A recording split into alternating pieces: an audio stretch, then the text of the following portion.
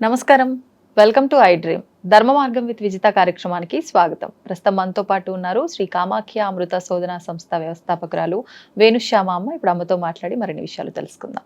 నమస్తే అమ్మా. మనకి శ్రావణ మాసం ప్రారంభమైపోయింది. ముఖ్యంగా ఈ మాసంలో అమ్మవారి ఆరాధన విశేషంగా చేస్తూ ఉంటాము. మరి అమ్మవారి అనుగ్రహం మన పైన ఉండాలి అన్నా, ప్రతి ఒక్కరము ఏం చేసినా కూడా ఏదో ఒకటి మనసులో సంకల్పం చెప్పుకుంటూ ఉంటాము. మాకు పలానా ఇబ్బంది ఉంది, కోరిక ఉంది, అది తొందరగా నెరవేరాలి అని చెప్పి. కానీ చాలా తక్కువ మందికే నెరవేరుతూ ఉంటాయి. కొంతమంది నిజంగా నిరాశపడుతూ ఉంటారు. అలాంటి ఇబ్బంది లేకుండా అమ్మవారి అనుగ్రహం పరిపూర్ణంగా ఉండాలి, మనం అనుకున్నది జరగాలంటే ఏం చేయొచ్చు అంటారు? అమ్మవారి అనుగ్రహం పరిపూర్ణంగా ఉండాలి అంటే మనం చేయగలిగింది ఏమీ లేదు. మన మనస్సును ఆవిడ పైన లగ్నం చేయాలి. ఎందుకు అంటే మీరు చూడండి, చాలామంది పూజలు చేసుకుంటారు. అంటే శ్రావణ శుక్రవారం అవ్వచ్చు, మంగళవారం అవ్వచ్చు, నోములు అని చెప్పి అందరినీ పిలుస్తాం. పిలిచి అందరికీ బొట్టు పెట్టి చక్కగా వాయనాలు ఇస్తాం. ఆ వాయనాలు ఇచ్చినప్పుడు కూడా చూడండి, ఇస్తున్నమ్మా వాయనం అంటే తీసుకున్నాను వాయనం అంటారు. ఎవరికి ఇస్తున్నాను అంటే నేను గౌరీదేవికి ఇస్తున్నానని ఇచ్చే ఆవిడ చెప్తుంది. అవును, నేనే పార్వతీదేవిని తీసుకుంటున్నానని ఆవిడ చెప్తుంది. అంటే ఇద్దరికి ఏం నేర్పిస్తున్నారు అని అన్నప్పుడు ఒకళ్ళ మీద ఒకళ్ళు, అంటే నువ్వు దేవతే నేను దేవతే.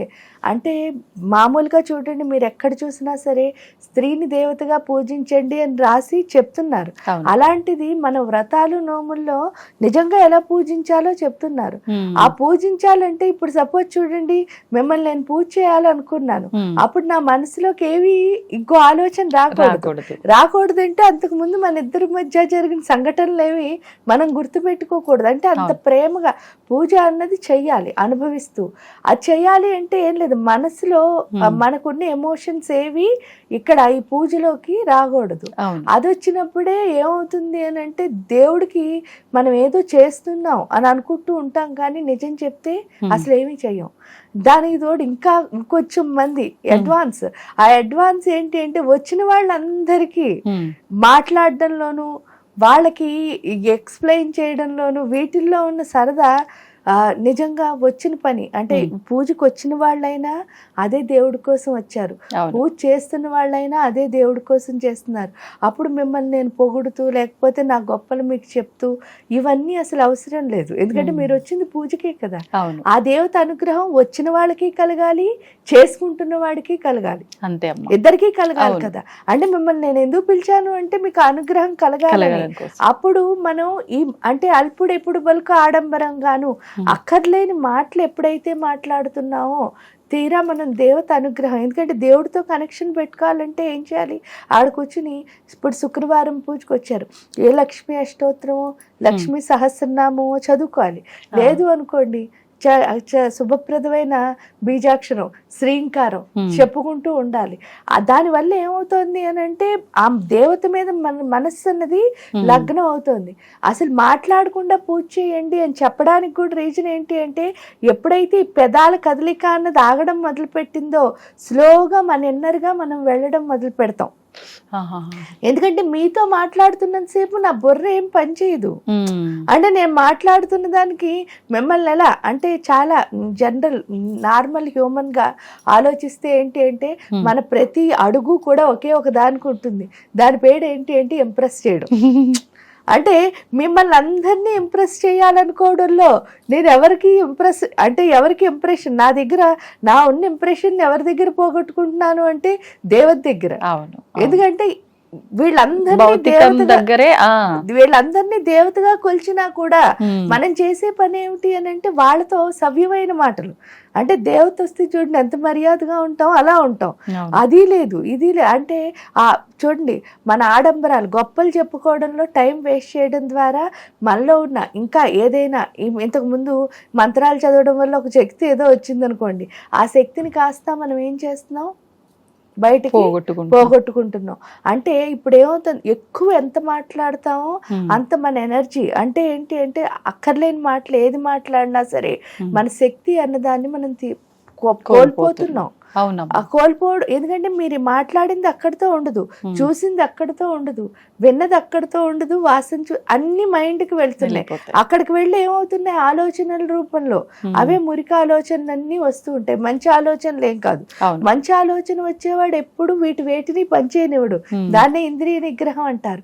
ఆ ఇంద్రియ నిగ్రహం రావాలన్నా కూడా ఫస్ట్ పెదాల కదలిక అన్నది. అంటే ఏంటంటే అక్కర్లేని మాట్లాడు. అందులో అట్లీస్ట్ పూజ దగ్గరికి వచ్చినప్పుడైనా సరే, ఎందుకు అంటే ఆ పూజ ఫలితం మనకి రావాలి అంటే ఖచ్చితంగా మనం ఎవరితోనూ మాట్లాడకుండా మౌనంగా ఉండడం నేర్చుకోవాలి. ఎప్పుడైతే మౌనంగా ఉండి మన మనస్సులో ఏదో ఒక జపాన్ని చేయడం మొదలు పెట్టాం, లేదా పైకైనా ఇప్పుడు లక్ష్మీ అష్టోత్తరం అందరం కలిసి చదువుతున్నాం, మణిద్వీప వర్ణన అందరం కలిసి చదువుతున్నాం. చూడండి, మీరు ఎంతో కష్టంలో ఉండి ఆ ప్రదేశానికి వెళ్ళినా సరే ఆ మధ్యలో కూర్చునేసరికి ఏమవుతుంది అంటే గుండె అన్నది చాలా ప్రశాంతంగా మారిపోతుంది. ఎందుకంటే అందులోంచి వచ్చే ఆ తరంగాలు ఏవైతే ఉన్నాయో, శబ్ద తరంగాలు, మన లోపల పరిస్థితిని మార్చే లక్షణం ఉన్నది. Okay okay. ఆ మంత్రం ఎంత చేస్తే, ఎందుకు ప్రతి మంత్రంలోనూ కూడా దేవత యొక్క శక్తి ఉంటుంది.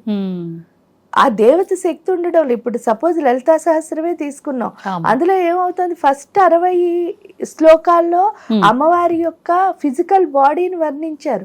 మనం ఏమనుకుంటాం, ఆవిడ అంత అందంగా ఉందని చెప్తున్నారు, కానీ అక్కడ చెప్తున్నది ఏంటి అంటే అక్కడ అలా ఉందంటే ఆ క్వాలిటీ ఎవరి లోపలికి రావాలి, చదువుతున్న వాళ్ళ లోపలికి రావాలి. అంటే అర్థం ఏమిటి అంటే అక్కడ ఉన్న ఏదైతే అంటే అబద్ధాలు చెప్పకూడదని కానీ, లేకపోతే మంచి మాటలే అవన్నీ అక్కడ చెప్తుంటా లలితా సహస్రంలో. అంటే ఆవిడ అలా ఉంది కాబట్టి అంత అందంగా ఉంది, మనం కూడా అంతే బాగుంటే అంత అందంగా ఉంటాం. దానికి ఏం లేదు. ఒక గురువు గారి దగ్గరికి ఒక శిష్యుడు వెళ్ళాట. శిష్యుడు వెళ్ళేసరికి ఏదో గురువు గారు బోధిస్తున్నారు ఇతనికి, ఆ జ్ఞానాన్ని వింటున్నాడు. వింటూ ఉంటే వీళ్ళిద్దరి పక్క నుంచి ఒక అందమైన అమ్మాయి వెళ్ళిందిట. ఆ అందమైన అమ్మాయిని చూడగానే ఇతని కాన్సన్ట్రేషన్, అంటే చిన్నపిల్లాడు కాన్సన్ట్రేషన్ మొత్తం ఎవరి మీదకి వెళ్ళిపోతుంది, ఆ అమ్మాయి మీదకి వెళ్ళిపోయింది. గురువు గారు ఏం చెప్తున్నారో అప్పటి వరకు భక్తిగానే వెళ్ళాడు. అంటే చాలా మంది మేము భక్తులు అని అనుకుంటారు కదా, ఈ అబ్బాయి కూడా భక్తిగానే వెళ్ళాడు గురువు దగ్గరికి, జ్ఞానం విందామనే వెళ్ళాడు, మిగతా పిల్లల కంటే డిఫరెంట్ గా ఆలోచించే వెళ్ళాడు. కానీ అక్కడికి వెళ్ళేసరికి వచ్చిన డీవియేషన్ ఏంటి అంటే ఒక అందమైన అమ్మాయి. ఆ అమ్మాయి ఎప్పుడు వచ్చిందో ఆ అమ్మాయి దాటి వరకు ఆ అమ్మాయిని చూసుకుని ముసిముసి నవ్వుకుంటున్నాడు. వెనక్కి వెళ్ళాక కూడా కనిపించినంత మేర చూశాట. చూసిన తర్వాత గురూజీ కూడా చూశారు. ఇవన్నీ గమనించాడు. నేను చెప్తున్నది వినట్లేదని కూడా ఆయనకు అర్థమైంది. ఎప్పుడు అర్థమైందో వెంటనే ఆయన ఏం చేశాట, ఏం మాట్లాడకుండా కామ్ గా ఊరుకుని ఆ రోజు సాయంత్రం ఒక ప్యాకెట్ ఇచ్చాడు ఈ అబ్బాయికి. ఇచ్చి ఒరే పక్క ఊళ్ళో ఒక ఆయనకి ఇవ్వాలి, పట్టుకెళ్ళి ఇవ్వరా అని చెప్పేసి శిష్యుడికి బాధ్యత అప్పచెప్పి ఇచ్చిన తర్వాత నా దగ్గరికి రా అని చెప్పారట. ఇచ్చి వెళ్ళిపోమని లేదు వాళ్ళ ఇంటికి. ఇచ్చిన తర్వాత మళ్ళీ రమ్మన్నారు. రమ్మనేసరికి ఆ కవర్ పట్టుకెళ్ళి ఇచ్చాడు. ఇస్తే తీరా వెళ్ళేసరికి అది ఒక పెద్ద బిలీనియర్, ఒక జమీందారు గారి ఇల్లు. ఆ ఇంటికి వెళ్ళేసరికి ఈయన ఫోన్ నెంబర్ ఇవ్వడం వల్లే వాడు లోపలికి వెళ్ళగలిగాడని వాడికి అర్థమైపోయింది. మొన్న సెక్యూరిటీ అంతా చూసిన తర్వాత ఆ మెయిన్ ఆయన ఫోన్ నెంబర్ ఉండడం వల్లే ఇతను లోపలికి వెళ్ళగలిగాడు. లేకపోతే ఇవన్నీ దాటుకుని వెళ్ళడం చాలా కష్టము, ఒక్కొక్కళ్ళ దగ్గర పర్మిషన్ తీసుకుని వెళ్ళాలి, ఇవన్నీ అతనికి అర్థమయ్యాయి. ఎప్పుడైతే ఫోన్ చేశాడో ఆయన బయటకు ఒకళ్ళని పంపించి ఈ బాబుని లోపలికి తీసుకెళ్లారు. తీసుకెళ్లిన తర్వాత కూడా ఆయన ఏం చేశారట, చక్కగా అన్ని సదుపాయాలు చేసి టీ ఇచ్చి, కాఫీ ఇచ్చి, జ్యూస్ ఇచ్చి, టిఫిన్ పెట్టి ఏమైనా చేసావా అని చెప్పి వచ్చినందుకు కానీ బట్టలు పెట్టి గిఫ్ట్ ఇచ్చి అన్నీ మంచిగా చేసిన తర్వాత వెళ్ళిపోతూ ఉంటే ప్యాకెట్ ఇచ్చిన తర్వాత థ్యాంక్ యూ నాన్న అని చెప్పి, ఎలా వెళ్తున్నావురా బాబు అని చెప్పారు. చిన్న బాబు కదా, ఎలా వెళ్తున్నావురా బాబు అంటే ఏం లేదండి వచ్చేటప్పుడు ట్రైన్లో వచ్చాను అని అన్నట్ట. అంటే సరే అని చెప్పేసి ఆయన ఒక కార్ డ్రైవర్ని పిలిచి వీడిని కార్ ఎక్కించి గురువు గారి దగ్గర దింపేసిరా అని చెప్పేసి ఈ అబ్బాయిని చెప్పి వచ్చారట. వస్తే ఈ బాబుని గురువు గారి దగ్గర దింపేశారు. ఇంకా ట్రైన్ పట్టుకోవడం లేదు, ట్రైన్ స్టేషన్కి వెళ్ళడం లేదు, దిగడం లేదు, అక్కడి నుంచి గురువు ఆశ్రమానికి వెళ్ళడం లేదు. చాలా ఈజీగా ఇక్కడ ఎక్కిన వాడు అక్కడ దిగాడు. దిగిన తర్వాత వెళ్ళినప్పటి నుంచి గురువు గారికి ఇంకా 24 hours ఎంతసేపు ఉన్నాడో అంతసేపు ఎవరి గురించి చెప్తున్నాడు, ఈ జమీందారు గురించే. ఎందుకంటే ఆయన అంత ఉన్నాయనైనా అసలు గర్వం లేదండి, అలా ఉండాలండి, నన్ను ఎంతో ప్రేమగా చూశారండి, తన కన్న బిడ్డలా చూశారు, ఇక్కడ రేపు పంపించారు ఇలా ఇలా రోజంతా చెప్పారట. కొంచెం ఇంకా ఆపట్లే, అలా చెప్తూనే ఉన్నాడు. అక్కడ జరిగిన ఒక్కొక్క సంఘటన చెప్తున్న ప్రతిసారి గురువు గారు చెప్పేసిన తర్వాత ఒకటి అడుగుతాను చెప్తావురా అన్నారట. అంటే ఏమిటి అంటే, నిన్న ఒక అమ్మాయి అలా వెళ్ళింది కదరా నాయన, అప్పుడు ఆ అమ్మాయిని చూసావు కదా చివరి వరకు వెళ్ళిన తర్వాత, చూసినప్పుడు నీకేమనిపి అంటే నువ్వు ఎంతసేపు గుర్తు పెట్టుకున్నావురా అమ్మాయిని అన్నట్ట. అంటే ఏముంది గురుగారు 10 నిమిషాల్లో మర్చిపోయాను అన్నట్ట. ఆ అమ్మాయి చాలా అద్భుతమైన అందమైన అమ్మాయి అనుకో, ఇంతకంటే ఎంతసేపు గుర్తు పెట్టుకుంటావురా అన్నట్ట.